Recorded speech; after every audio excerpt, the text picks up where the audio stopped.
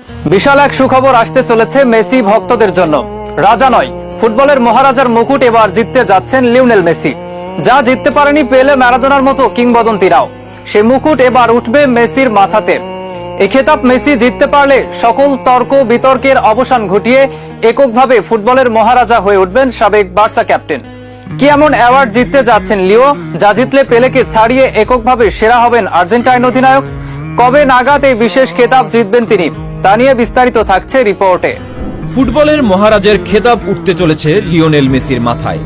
Argentine captain এই award জেতার পর তার শ্রেষ্ঠত্ব নিয়ে সামান্য সংশয়ও থাকবে না।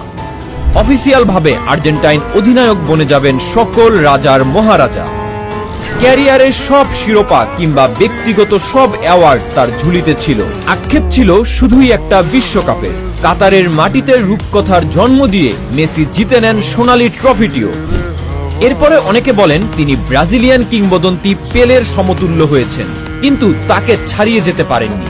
তবে বাস্তবতা হচ্ছে, পেলে রোনালদোদের প্রতিযোগিতার মঞ্চ থেকে ছিটকে দিয়ে এককভাবেই ফুটবল দুনিয়ার শাসনকর্তা হয়ে উঠতে চলেছেন মেসি।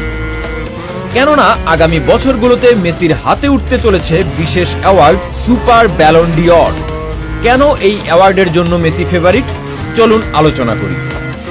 যদিও সুপার ব্যালন ডি'অরের জন্য মেসির প্রতিযোগী হিসেবে আসছে আরও দুই নাম। তাদের একজন ক্রিস্টিয়ানো রোনালদো, অপরজন সার্জিও রামোস। এই তিনজনকে ভাবা হচ্ছে সুপার ব্যালন ডি'অরের মূল প্রতিযোগী।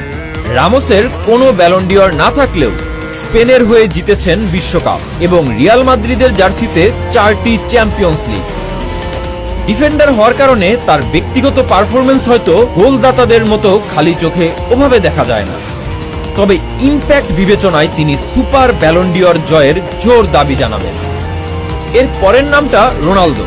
ব্যক্তিগত অর্জনের পাহাড় আছে তার। দেশের হয়ে জিতেছেন 2টি ট্রফি, আছে 5টি চ্যাম্পিয়ন্স লিগ এবং ফুটবল ইতিহাসের সর্বোচ্চ গোলদাতা তিনি। তাকে ফেভারিটের তালিকায় না রাখার কোনো কারণ নেই।